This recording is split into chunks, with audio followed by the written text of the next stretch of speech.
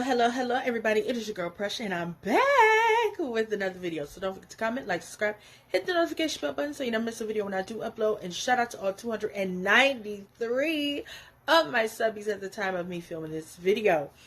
Also, if you're new here, hi, hello, welcome. I'm your girl, Precious. This is the Precious B channel. If you've been here before, what it do, baby, boo. So without further ado, you guys, let's go ahead and get into this video. This is going to be a review on the latest Bridget Jones's movie, Mad About the Boy. Okay, now not even gonna lie to y'all, I was a little confused when I saw this because I'm like, wait a minute, didn't they just have a movie a couple years ago called Bridget Jones's Baby? They did. So this is basically a time jump to about 8 years later, 7 years later, because of course, Mad About the Boy was actually shot like 3 years ago. Well, came out 3 years ago, but yeah. So let's get into it. First and foremost, I already knew when I seen Bridget Jones with them kids by herself, I was like, bitch, Mark dead. I already knew that. Because I was like, wait, didn't her and Mark get married? Because like when I saw this, I'm like, who the fuck is these people? Ain't she married to Mark? Girl, I already knew Mark was dead. I said, not that they killed motherfucking Mark Darcy, bitch. They killed Mark Darcy. Do you know how distraught I was when I found out they didn't kill bitch? Not y'all on a lot, Mark Darcy. But nonetheless, y'all, I have to say that this was actually good. I thought it was gonna be stupid because I'm like, bitch, not just like a like what were we doing, right? But nonetheless, I really enjoyed it. There were parts of it I didn't really care for. We're gonna get into it, but they did tug at a bitch heartstrings with that Mark Darcy. They did. So, of course, it opens with her, of course, you know, telling the kids bye. We see Daniel, played by, what's his name? Hugh Grant's character. He come over to watch the kids. Billy and Mabel. And so she goes off to have dinner with, Mark's friends and her friends. Now, mind you, because they had showed Mark, I was like, okay, maybe Mark not dead. No, child, Mark was whole ass dead. She was hallucinating that she had seen this man. I was like, bitch, they done killed Mark. I was heartbroken and distraught. His friends are still assholes. I do not care for his friends. Those people, like, in the 20, 30 years the Bridget Jones franchise been out, those people still ain't changed. They are horrible people. Horrible people. I wouldn't have talked to them, even if they was my husband. So, of course, the part that really, like, tugged at my heart is when she was telling the kids goodnight. And, you know, she was reading books and telling them goodnight. And then they show Mark walk in. I was so done. I was like, oh, my God. The whole family's still grieving. They don't know how to deal with the fact that he is gone. It did a lot. Then, what really fucked me up, when Bridget was in there, started drinking and thinking and all the voices in her head, y'all, why'd they kill Bridget daddy too? I said, bitch, y'all killed her husband and her daddy? Who wrote this fucking movie? Like, that is the most diabolical shit you could do to a bitch. Took the love of her life and her daddy, bitch? What are you, bitch? Are you fucking sick? Like, her husband. Now, you probably want to, well, Precious, who is these two men? I'm getting ready to tell you. So, of course, you know, we go through the motions of Bridget trying to, you know, keep life as normal for the kids, whatever. It's okay. Chidawa Aljawa, I hope I'm saying his name right. He plays one of the teachers at the kids' school, Mr. Williker. And, baby, he don't play no games. Him and that whistle. Him and that whistle plays no motherfucking game. You gotta be in school on time. I 10 by 10. Mr. Williker didn't play that shit. Okay? He might be black, but he ain't CPT black. Okay? This cute little somebody right here, his name is Rockstar. I didn't care for his name. But him and Bridget wind up meeting in the park when the churn wound up climbing up a tree and getting stuck, and she decided to go up there and try to get the churn. And because he worked around there at the park, he had climbed up the tree with his fine little self and helped everybody down. And then, mind you, because Bridget homegirl, who she used to work with down there at the news station, wound up creating her like a little tender. He wound up So Bridget wound up dating Rockstar, the little cute little youngin. And so they dating, and we got a little montage of them dating, them hunching, and her and him, they just real like, okay. And then Bridget wound up going back to work, so she backed up producing at the news station where she used to work at. Her and the boy, they having a good time. He wound up showing up being her date at her homegirl birthday party. He saved the girl dog, you know, he getting there, taking his shirt off. Very much giving Mr. Darcy in the Pride and Prejudice show, which you know, Mr. Darcy, Mark Darcy, I forgot that man's real name, Colin Firth, played Mr. Darcy in the Pride and Prejudice show. So it was very much paying homage to him.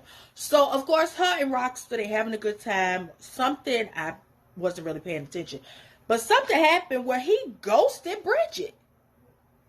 And so for like a week or some change, him and Bridget not talking because he ghosted. So mind you, after that, Rockstar show up at her job to apologize to her, to tell her, because I had to go read the plot, that he really wanted to be with, you know, he ready to commit to her children. She's like, friend, you just said you wanted a time machine so you could catch up to how old I am. No, thank you. Baby, you either ready or you not. But I'm going to need you to get on and go. Of course, there is an interaction between Bridget and Mr. Williker, where Mr. Williker kept talking about how he doesn't believe there's like an afterlife when you pass on. And that really upset Bridget because, you know, she really wanted, for the sake of her son Billy, for him to feel like there was an afterlife and that his father is at peace. But I also feel like it was more so for her as well. And so they kind of get into it about the whole afterlife, heaven situation. And we also see that there's an owl that sits outside Billy and Mabel's window. And like every night, I think before Mabel goes to bed, she checks to make sure that white owl is still there. The symbolic of it is, I believe, that. So then we fast forward to Bridget, you know, on Mark's birthday, finding all the articles and the stories about how he died. And, you know, her basically breaking down and crying, and her writing a letter to Mark about, you know, how she loves him, how she misses him, how she wishes he was there for the kids, and things like that. And so on his birthday or whatever, she takes the kids, and they have these 3 beautiful balloons. And they release their messages to him in the air on the balloons. And y'all, that just made me cry. I was undone. After that, we see Bridget go on a school trip with the kids, and they have a good time or whatever the case may be, because Bridget is one of the chaperones. And so Billy and the teacher, they talk about, like, you know, his fear about his dad. You know, they get to know each other and things of that nature. And so then we get to the school pageant where Billy isn't actually like a part of the pageant, but he winds up singing. So then at the winter pageant, Billy sings "I Do Anything" as a tribute to his father, which I believe, if I'm not mistaken, Bridget wound up singing that to Mark at some point during the Bridget Jones film series. And of course, you know, Bridget is crying. She's like in the moment, she's tearing up, and at the corner of her eye, she sees Mark, of course, and he, you know, smiling and proud, and she's having this moment. And of course, you know, she goes over there and she thanks Mr. Williker for getting Billy out of his shell and, you know, helping her family to heal during one of the most difficult times. And so she asks him to come to the pub where she's hanging out with her family and friends to celebrate, you know, Billy's accomplishment and everything like that. And so Scott, Mr. Williker, he winds up not actually coming in, so Bridget winds up chasing behind him. They have this talk like around the corner from the pub, and she winds up kissing him. And I'm like, oh, okay, Bridget, I see you. And so then at the end, we fast forward to a year later. It is New Year's Eve. Bridget is hosting New Year's Eve at her house, where we see Scott playing the piano. All of the kids are there. That one of the moms that Bridget low-key had a little beefage with, she was there. We see Daniel's son Enzo that he tell us about in, you know, in the movie. He's there, and that boy up there flirting up a storm like father, like son, okay?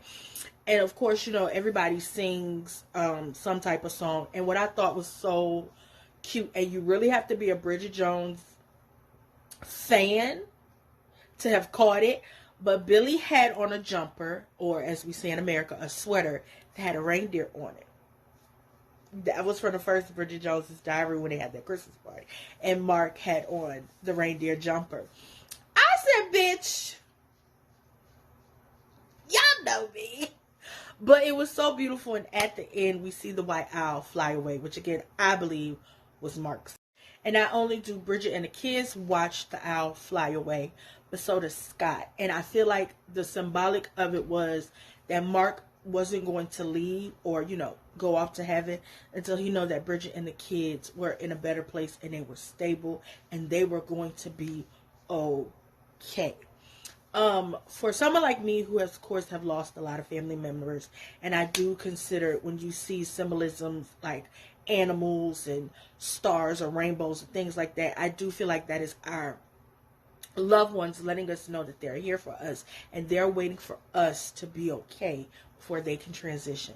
That is something that I felt like that meant. That might not be something that everybody else caught on to, but I will say that I enjoyed this. I did not really care for the end, but nonetheless, I feel like we are going to get another Bridget Jones movie, and I cannot wait. So I definitely give Bridget Jones Mad About the Boy a 9 out of 10.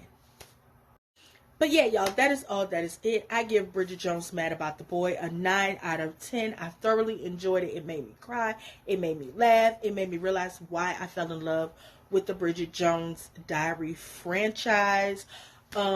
This was done beautifully, from the way they handled Bridget losing the love of her life, you know, to her dating again, her being a mother, her being a working mother. I really love the way they dealt with this. I love the way they handled it. The only thing I did not care for was the end. But nonetheless, I do feel like we are going to get another Bridget Jones movie. So I cannot wait to see Bridget, Mr. Williker, Daniel, Enzo, Billy, Maeve, and all of Bridget's friends and her mom again. So once again, you guys, I'm your girl Precious. This is the Precious Beat channel. Don't forget to comment, like, subscribe, hit the notification bell button so you never miss a video when I do upload. And don't forget to tell whoever, wherever that you rocks with your girl. I love you, and shout out to all 293.